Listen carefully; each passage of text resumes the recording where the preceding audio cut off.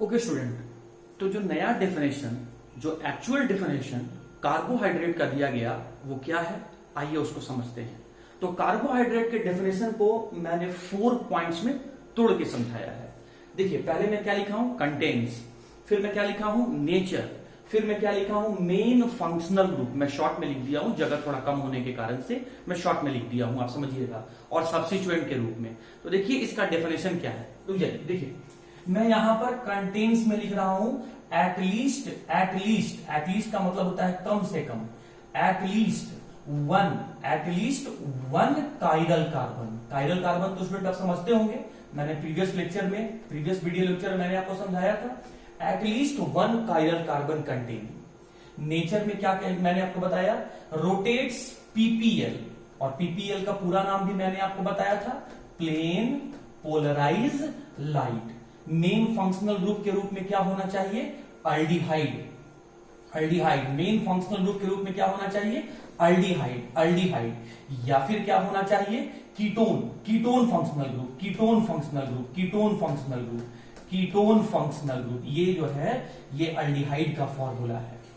और उधर जो मैंने लिखा स्टूडेंट अभी, ये आपका कीटोन का फॉर्मूला है। इसको आप ऐसे लिख लो, अगर ऐसे समझ में नहीं आता है तो कार्बन और ऑक्सीजन के बीच में डबल बॉन्ड हो, carbon bonded to oxygen atom by the double bond. इसका क्या नाम है, ये कौन सा फंक्शनल ग्रुप है, कीटोन फंक्शनल ग्रुप। और उसके बाद मैं 4th पॉइंट में क्या बता रहा हूं कि सब्स्टिट्यूएंट के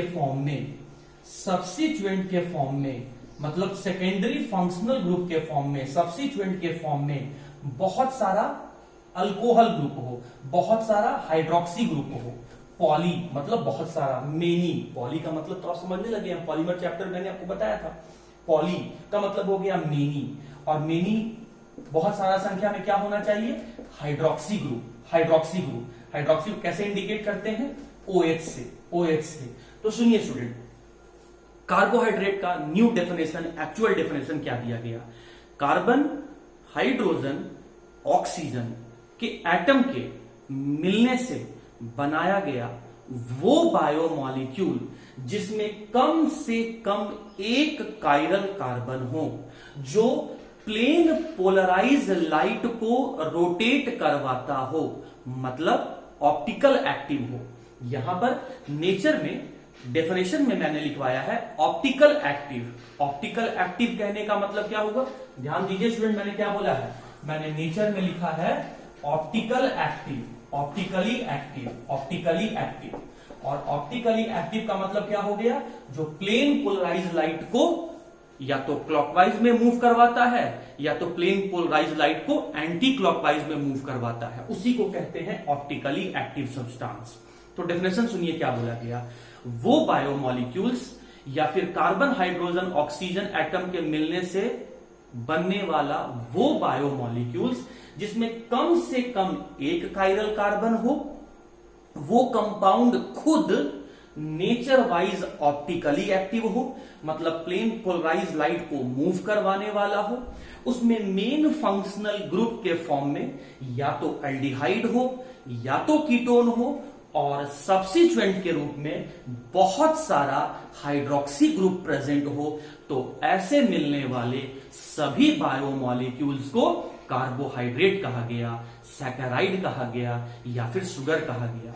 आपको कार्बोहाइड्रेट का definition, contains, nature, main functional group या सब्स्टिट्यूएंट, ये चारों पॉइंट का जोड़कर बोलना है कि वो कंपाउंड में कम से कम एक काइरल कार्बन हो, वो कंपाउंड खुद ऑप्टिकली एक्टिव हो, मतलब प्लेन पोलराइज लाइट को मूव करवाने वाला हो, उसमें मेन फंक्शनल ग्रुप अल्डिहाइड या कीटोन हो, और सब्स्टिट्यूएंट के रूप में बहुत सारा कहने का मतलब एक से ज्यादा भी चलेगा, मतलब एक से ज्यादा हाइड्रोक्सी ग्रुप प्रेजेंट होगा। तो ऐसे बायोमॉलिक्यूल्स को, ऐसे ऑर्गेनिक मॉलिक्यूल्स को हम लोग कार्बोहाइड्रेट कहेंगे। एग्जाम्पल के फॉर्म में देखिए आप, यहां पे मैंने यहां पर 2 एग्जाम्पल लिया है स्टूडेंट। इस मॉलिक्यूल का नाम है ग्लूकोज मॉलिक्यूल।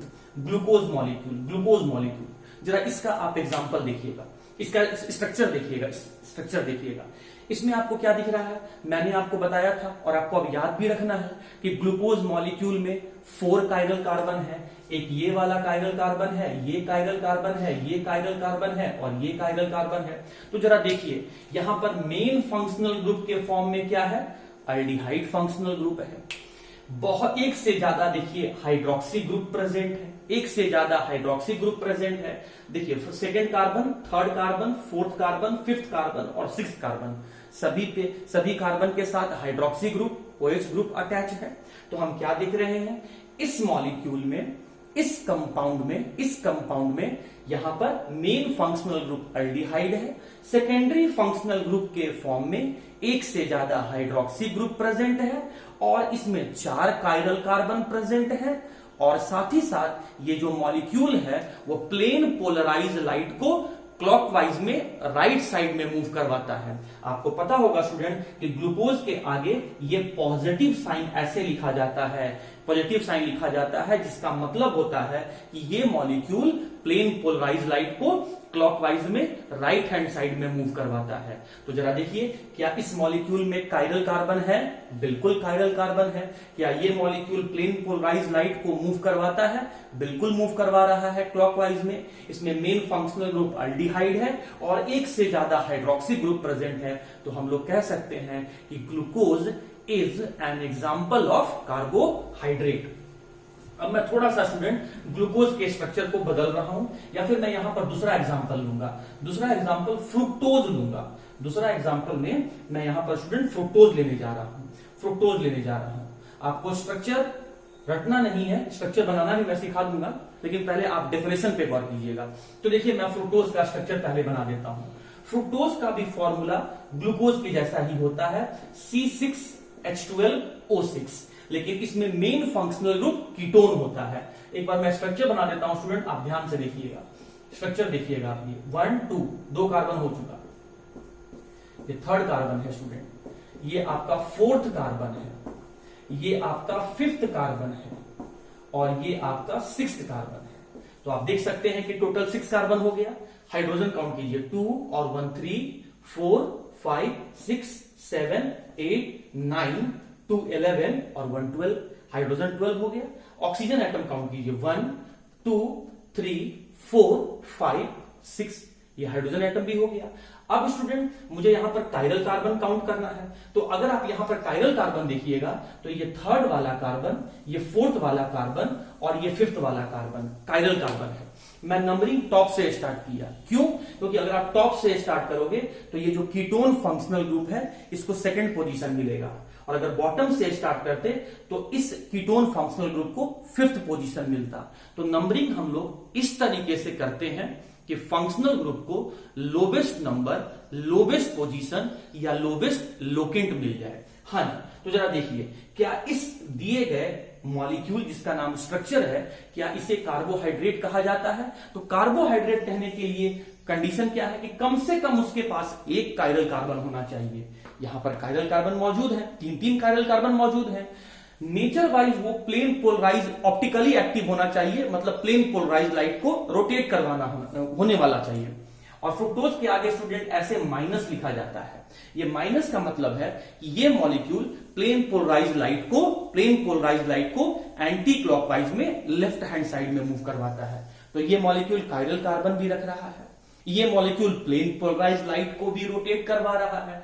इस मॉलिक्यूल में मेन फंक्शनल ग्रुप कीटोन है और सेकेंडरी फंक्शनल ग्रुप के रूप में, सब्सिट्यूएंट के रूप में एक से ज्यादा हाइड्रोक्सी ग्रुप प्रेजेंट है। तो इस मॉलिक्यूल को भी हम लोग कार्बोहाइड्रेट कह दिए। अच्छा, एक एग्जांपल ये भी देखिए, इसका नाम है ग्लिसरल एल्डिहाइड। इसमें ये वाला कार्बन कायरल कार्बन है। अब जरा देखिए यहां पर मेन फंक्शनल ग्रुप क्या है, एल्डिहाइड है। सेकेंडरी फंक्शनल ग्रुप के रूप में देखिए एक से ज्यादा हाइड्रोक्सी ग्रुप प्रेजेंट है, एक कायरल कार्बन भी है और ये प्लेन पोलराइज लाइट को राइट हैंड साइड में मूव करवाता है। तो ये मॉलिक्यूल भी ग्लिसरल एल्डिहाइड नाम का जो मॉलिक्यूल है, मैं इसका नाम लिख देता हूं स्टूडेंट, मैं यहां नाम लिख रहा हूं, नाम देखिएगा, इसका नाम है ग्लिसरल एल्डिहाइड। Glycerol aldehyde. तो जरा हमसे पूछा गया या हम लोग से पूछा गया कि क्या ग्लिसरल एल्डिहाइड को कार्बोहाइड्रेट कह सकते हैं? Can we categorize the molecule glyceraldehyde in the carbohydrate? Yes we can. Now what is the logic?